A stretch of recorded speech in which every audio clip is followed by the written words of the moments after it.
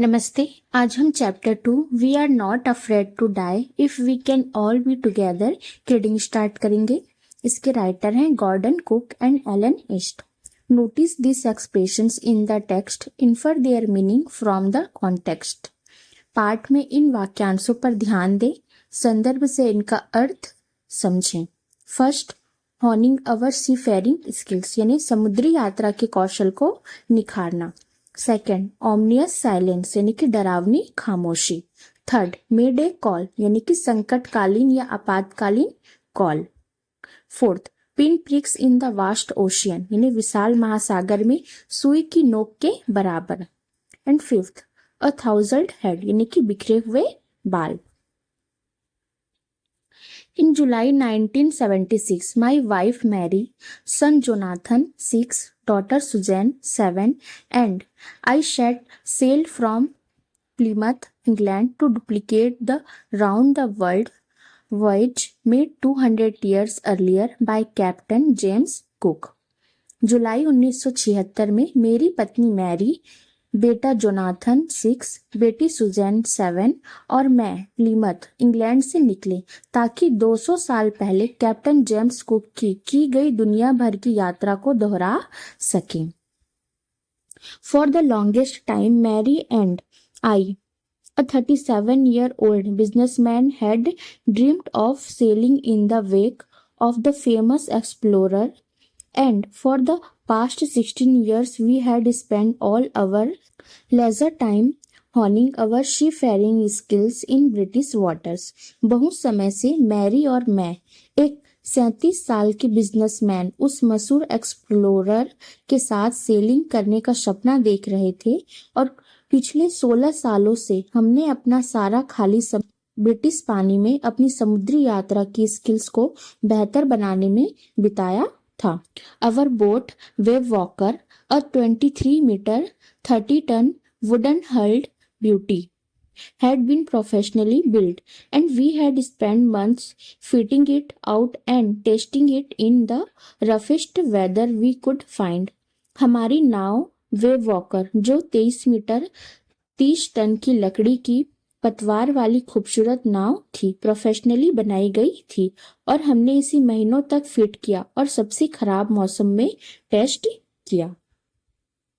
The first leg of our planned 3-year 105,000 kilometer journey passed pleasantly as we sailed down the west coast of Africa to Cape Town। There, before heading east, we took on 2 crewmen, American Larry Wiesel and Swiss Hub Sigler, to help us tackle one of the world's roughest seas, the Southern Indian Ocean। हमारी plan की गई 3 साल की 105,000 kilometre की यात्रा का पहला हिस्सा अफ्रीका के पश्चिमी तट से केप टाउन तक आराम से बीता। वहां पूरब की ओर जाने से पहले हमने 2 crew member American Larry vigil और स्विस हब सिगलर को दुनिया के सबसे मुश्किल समुद्रों में से एक दक्षिणी हिंद महासागर से निपटने में मदद के लिए लिया। On our second day out of Cape Town, we began to encounter strong gales for the next few weeks. They blow continuously. Gales did not worry me, but the size of the waves was alarming, up to 15 meters as high as our main mast। Cape Town से बाहर निकलते ही दूसरे दिन हमें तेज आंधी का सामना करना पड़ा। अगले कुछ हफ्तों तक वे लगातार चलती रही। आंधी ने मुझे परेशान नहीं किया, लेकिन लहरों का साइज डरावना था, 15 मीटर तक हमारे मेन मास्ट जितना ऊंचा। दिसंबर 25 found us 3,500 kilometers east of Cape Town. Despite atrocious weather, we had a wonderful holiday complete with a Christmas tree। New Year's Day saw no improvement in the weather, but we reasoned that it had to change soon, and it did change for the worse। 25 दिसंबर को हम Cape Town से 3,500 kilometre पूरब में थे। बहुत खराब मौसम के बावजूद हमने क्रिसमस ट्री के साथ एक शानदार छुट्टी मनाई। नए साल के दिन मौसम में कोई सुधार नहीं हुआ, लेकिन हमने सोचा कि इसे जल्दी बदलना होगा और यह बदला और भी बुरा। At dawn on January 2, the waves were gigantic. We were sailing with only a small storm jib and were still making 8 knots. As the ship rose to the top of each wave, we could see endless, enormous seas rolling towards us, and the screaming of the wind and spray was painful to the ears. 2 जनवरी की सुबह लहरें बहुत विशाल थी। हम सिर्फ एक छोटी तूफानी पाल यानी कि स्टॉर्म जीब के सहारे आगे बढ़ रहे थे और फिर भी हमारी रफ्तार 8 नॉट थी। जब जहाज हर लहर की चोटी पर पहुंचता तो हमें अपनी ओर आती हुई अथाह और विशाल लहरें दिखाई देती। साथ ही हवा की तेज आवाज और पानी की बौछारें कानों को चुभती थी। To slow the boat down, we dropped the storm jib and lashed a heavy mooring rope in a loop across the stern. Then we double lashed everything, went through our life raft drill, attached lifelines, donned oilskins and life jackets and waited. नाव की रफ्तार कम करने के लिए हमने तूफान के समय इस्तेमाल होने वाला छोटा पाल स्टॉर्म जीब नीचे गिराया और नाव के पिछले हिस्से स्टर्न पर एक मजबूत रस्सी को लूप बनाकर बांध दिया। फिर हमने हर चीज को दोहरी रस्सी से बांधा, लाइफ राफ्ट ड्रिल की, लाइफलाइन जोड़ी, ऑयल स्किन और लाइफ जैकेट पहने और इंतजार करने लगे। The first indication of impending disaster came at about 6 p.m. with an ominous silence. The wind dropped and the sky immediately grew dark. Then came a growing roar and an enormous cloud toward aft of the ship. आने वाली मुसीबत का पहला इशारा शाम करीब 6 बजे आया, जब एक डरावनी खामोशी छा गई। हवा कम हो गई और आसमान तुरंत अंधेरा हो गया। फिर एक तेज गर्जना हुई और जहाज के पीछे एक बहुत बड़ा बादल उठ खड़ा हुआ। With horror, I realized that it was not a cloud, but a wave like no other I had ever seen. It appeared perfectly vertical and almost twice the height of the other waves, with a frightful breaking crest. डर के मारे मुझे एहसास हुआ कि यह बादल नहीं बल्कि एक ऐसी लहर थी जैसी मैंने पहले कभी नहीं देखी थी। यह बिल्कुल सीधी और दूसरी लहरों से लगभग दोगुनी ऊंची लग रही थी, जिसमें एक डरावनी टूटती हुई चोटी थी। The roar increased to a thunder as the stern moved up the face of the wave, and for a moment I thought we might ride over it, but then a tremendous explosion shook the deck. जैसे ही जहाज का पिछला हिस्सा लहर के सामने की ओर बढ़ा, गर्जना गरजने लगी और एक पल के लिए मुझे लगा कि हम उस पर सवार हो जाएंगे, लेकिन फिर एक जबरदस्त धमाके ने डेक को हिला दिया। A torrent of green and white water broke over the ship. My head smashed into the wheel, and I was aware of flying overboard and sinking below the waves. I accepted my approaching death, and as I was losing consciousness, I felt quite peaceful. हरे और सफेद पानी की एक धार जहाज के ऊपर से टूट पड़ी।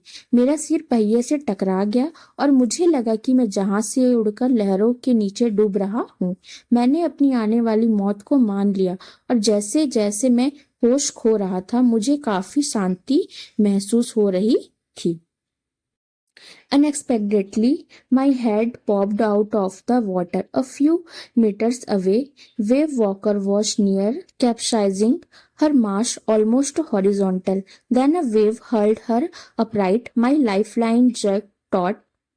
I grabbed the guard rails and sailed through the air into Wave Walker's main boom. अचानक मेरा सिर पानी से बाहर निकला। कुछ मीटर दूर वेव वॉकर पलटने ही वाली थी। उसके मस्तूल लगभग आड़े हो गए थे। तभी एक लहर ने उसे सीधा कर दिया। मेरी लाइफलाइन जोर से खींची। मैंने गार्ड रेल पकड़ी और हवा में उड़ते हुए वेव वॉकर के मेन बूम से जा टकराया।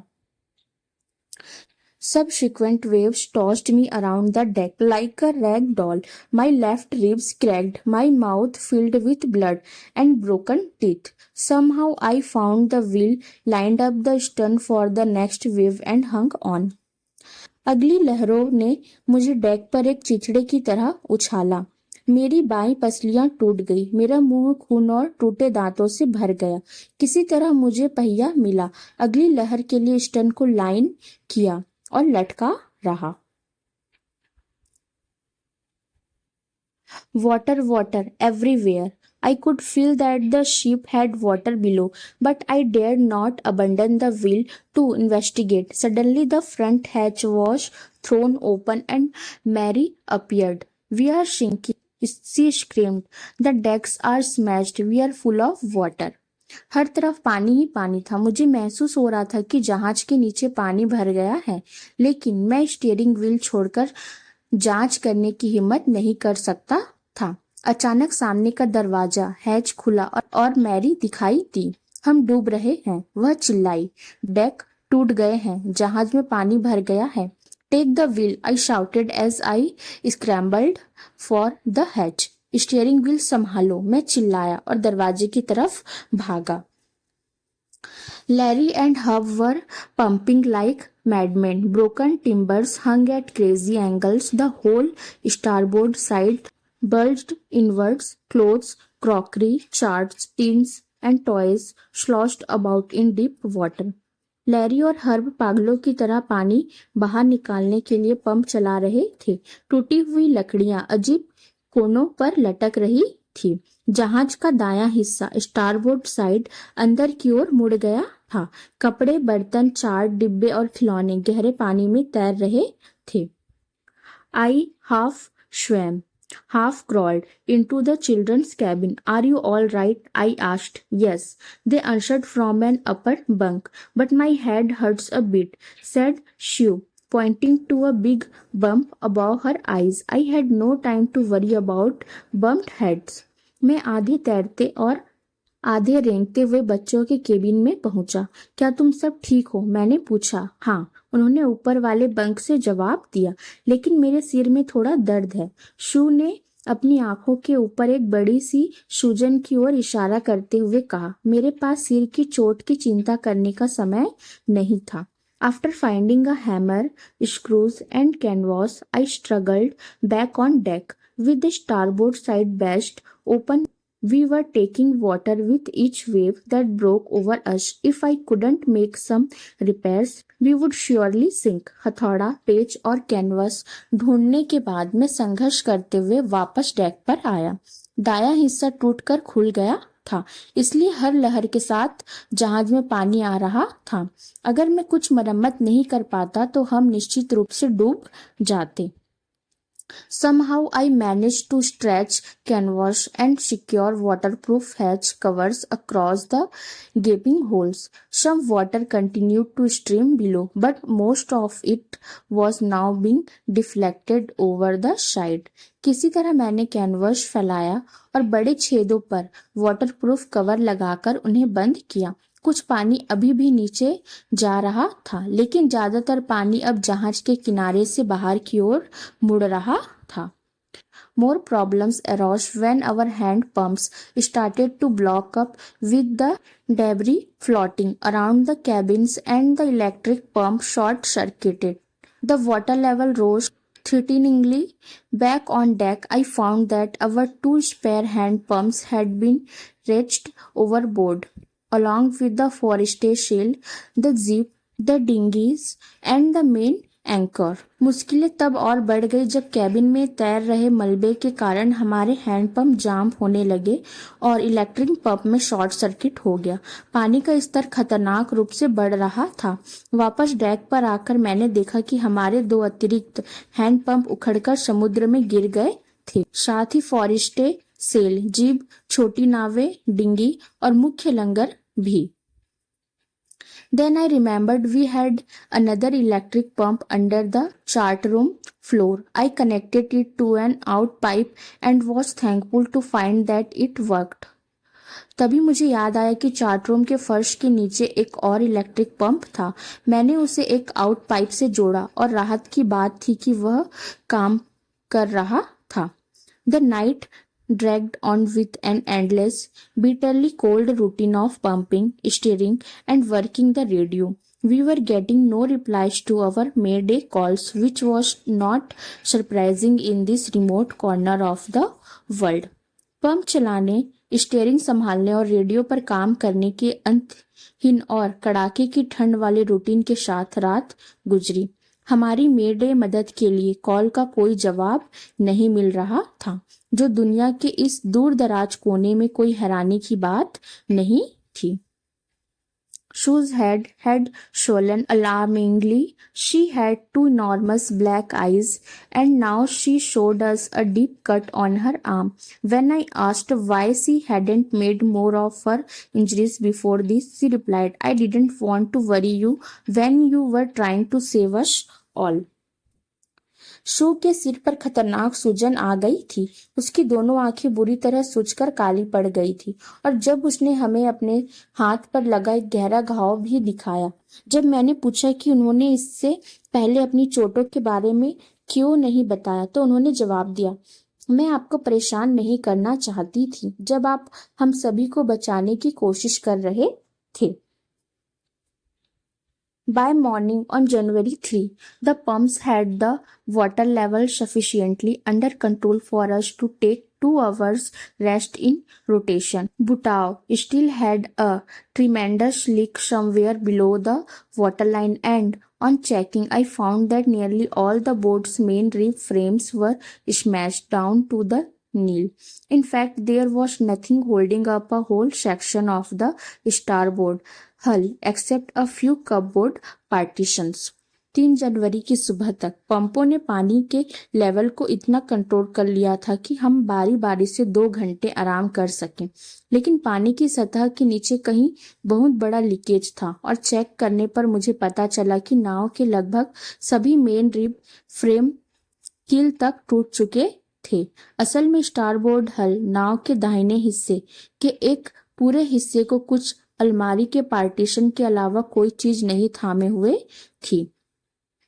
We had survived for 15 hours since the wave hit, but Wave Walker wouldn't hold together long enough for us to reach Australia. I checked our charts and calculated that there were 2 small islands a few hundred kilometers to the east. लहर के टकराने के बाद से हम 15 घंटे तक बच गए थे, लेकिन वेव वॉकर इतनी देर तक टिक नहीं पाती कि हम ऑस्ट्रेलिया पहुंच सके। मैंने हमारे चार्ट चेक किए और हिसाब लगाया कि पूरब की तरफ कुछ 100 किलोमीटर दूर 2 छोटे द्वीप थे। One of them, Ile Amsterdam, was a French scientific base. Our only hope was to reach these pinpricks in the vast ocean. But unless the wind and seas abated, so we could hoist sail, our chances would be slim indeed. The great wave had put our auxiliary engine out of action. उनमें से एक, इल Amsterdam, एक फ्रांसीसी वैज्ञानिक base था। हमारी एकमात्र उम्मीद विशाल महासागर में इन छोटे छोटे द्वीपों तक पहुंचना थी, लेकिन जब तक हवा और समुद्र शांत नहीं हो जाते और हम पाल नहीं लगा पाते, हमारे बचने की संभावना बहुत कम थी। उस बड़ी लहर ने हमारे सहायक इंजन को बेकार कर दिया था। On January 4, after 36 hours of continuous pumping, we reached the last few centimeters of water. Now we had only to keep pace with the water still coming in. We could not set any sail on the main mast. 4 जनवरी को लगातार 36 घंटे तक pumping करने के बाद हम पानी के आखिरी कुछ सेंटीमीटर तक पहुंच गए। अब हमें बस अंदर आ रहे पानी के साथ तालमेल बिठाए रखना था। हम मुख्य मस्तूल पर कोई पाल नहीं लगा सकते थे। Pressure on the rigging would simply pull the damaged section of the hull apart. So we hoisted the storm jib and headed for where I thought the 2 islands were. Mary found some corned beef and cracker biscuits, and we ate our first meal in almost 2 days. Rigging पर दबाव से हल का क्षतिग्रस्त हिस्सा अलग हो जाता, इसलिए हमने तूफानी जीप छोटा पाल लगाया और उस दिशा में चल पड़े जहां मुझे लगा कि वे 2 द्वीप थे। मैरी को कुछ कॉर्न बीफ और क्रैकर बिस्कुट मिले और हमने लगभग 2 दिनों में अपना पहला खाना खाया। But our respite was short-lived. At 4 p.m., black clouds began building up behind us. Within the hour, the wind washed back to 40 knots and the seas were getting higher. The weather continued to deteriorate throughout the night, and by dawn on January 5, our situation was again desperate. लेकिन हमारी राहत थोड़े समय के लिए ही थी। शाम 4 बजे हमारे पीछे काले बादल छाने लगे। 1 घंटे के भीतर हवा की गति फिर से 40 नॉट हो गई और समुद्र की लहरें ऊंची होने लगी। रात भर मौसम खराब होता रहा और 5 जनवरी की सुबह तक हमारी स्थिति फिर से गंभीर हो गई। When I went in to comfort the children, John asked, Daddy, are we going to die? I tried to assure him that we could make it. But Daddy, he went on, we aren't afraid of dying. If we can all be together, you and Mummy, Shu and I. जब मैं बच्चों को दिलासा देने अंदर गया तो John ने पूछा, डैडी क्या हम मरने वाले हैं? मैंने उसे भरोसा दिलाने की कोशिश की कि हम बच सकते हैं। लेकिन डैडी, उसने आगे कहा, हमें मरने से डर नहीं लगता अगर हम सब साथ हो, आप और मम्मी, शू और मैं। I could find no words with which to respond, but I left the children's cabin determined to fight the sea with everything I had. To protect the weakened starboard side, I decided to heave to with the undamaged port hull facing the oncoming waves, using an improvised sea anchor of heavy nylon rope and two 22-liter plastic barrels of paraffin. मेरे पास जवाब देने के लिए कोई शब्द नहीं थे, लेकिन मैं बच्चों की कैबिन से यह ठानकर निकला कि मैं अपनी पूरी ताकत से समुद्र का सामना करूंगा। कमजोर हो चुके स्टारबोर्ड दाहिनी हिस्से को बचाने के लिए मैंने जहाज को हीव टू करने का फैसला किया, यानी बिना नुकसान वाले पोर्ट बाएं हिस्से को आती हुई लहरों की तरफ रखना। इसके लिए मैंने भारी नायलॉन की रस्सी और पैराफिन से भरे 22-22 लीटर के 2 प्लास्टिक बैरल से एक जुगाड़ू सी एंकर बनाया। That evening, Mary and I sat together holding hands as the motion of the ship brought more and more water in through the broken planks. We both felt the end was very near. उस शाम Mary और मैं एक दूसरे का हाथ थामे बैठे थे, जबकि जहाज की हलचल से टूटे हुए तख्तों के बीच से और ज्यादा पानी अंदर आ रहा था। हम दोनों को लग रहा था कि अंत बहुत करीब है। But Wave Walker rode out the storm, and by the morning of January 6, with the wind easing, I tried to get a reading on the sextant. Back in the chart room, I worked on wind speeds changes, of course, drift and current in an effort to calculate our position. The best I could determine was that we were somewhere in 150,000 kilometers of ocean looking for a 65 kilometre wide island. लेकिन wave walker तूफान से बच निकली और 6 जनवरी की सुबह हवा धीमी पड़ गई। मैंने सेक्सटेंट से रीडिंग लेने की कोशिश की। चार्ट रूम में वापस आकर मैंने अपनी पोजीशन का पता लगाने के लिए हवा की गति, रास्ते में बदलाव, बहाव और समुद्री धारा पर काम किया। मैं बस इतना ही पता लगा पाया कि हम 1,50,000 किलोमीटर के समुद्र में कहीं 65 किलोमीटर चौड़े द्वीप को ढूंढ रहे थे। While I was thinking, Shu, moving painfully, joined me. The left side of her head was now very swollen and her blackened eyes narrowed to slits. She gave me a card she had made. जब मैं सोच रहा था तो शिव, जिसे काफी दर्द हो रहा था, मेरे पास आई। उसके सिर का बायां हिस्सा अब बहुत सूज गया था और उसकी काली पड़ चुकी आंखें सिकुड़कर पतली लकीर जैसी हो गई थी। उसने मुझे एक कार्ड दिया जो उसने बनाया था। On the front, she had drawn caricatures of Mary and me with the words, "Here are some funny people. Did they make you laugh?" I laughed a lot as well. Inside was a message, "Oh, how I love you both." So this card is to say thank you and let's hope for the best. Somehow we had to make it. सामने उसने मेरी और Mary की मजेदार तस्वीरें बनाई थी और लिखा था, ये रहे कुछ मजेदार लोग। क्या इन्होंने आपको हंसाया? मैं भी बहुत हंसी थी। अंदर एक मैसेज था, ओ मैं आप दोनों से कितना प्यार करती हूँ। तो यह कार्ड धन्यवाद कहने के लिए है और उम्मीद करते हैं कि सब अच्छा होगा। किसी तरह हमें इसे पूरा करना ही था। I checked and rechecked my calculations. We had lost our main compass, and I was using a spare which had not been corrected for magnetic variation. I made an allowance for this and another estimate of the influence of the westerly currents which flow through this part of the Indian Ocean. मैंने अपनी calculation को बार बार check किया। हमारा मुख्य compass खो गया था और मैं एक स्पेयर कंपास इस्तेमाल कर रहा था जिसे मैग्नेटिक वेरिएशन के हिसाब से ठीक नहीं किया गया था। मैंने इसका ध्यान रखा और हिंद महासागर के इस हिस्से में बहने वाली पश्चिमी धाराओं के असर का भी अंदाजा लगाया। About 2 p.m. I went on deck and asked Larry to steer a course of 185 degrees. If we were lucky, I told him with a conviction I did not feel he could expect to see the island at about 5 p.m. दोपहर करीब 2 बजे मैं deck पर गया और Larry से 185 degree की दिशा में नाव चलाने को कहा। अगर किस्मत ने साथ दिया, मैंने उसे पूरे भरोसे के साथ कहा, हालांकि मुझे खुद भरोसा नहीं था कि वह शाम करीब 5 बजे द्वीप देख सकता है। Then with a heavy heart I went below, climbed on my bunk and amazingly dozed off. When I woke it was 6 p.m. and growing dark. I knew we must have missed the island, and with the sail we had left we couldn't hope to beat back into the westerly winds. फिर भारी मन से मैं नीचे गया, अपने bunk पर चढ़ा और हैरानी की बात है कि मुझे नींद आ गई। जब मैं उठा तो शाम के 6 बज चुके थे और अंधेरा हो रहा था।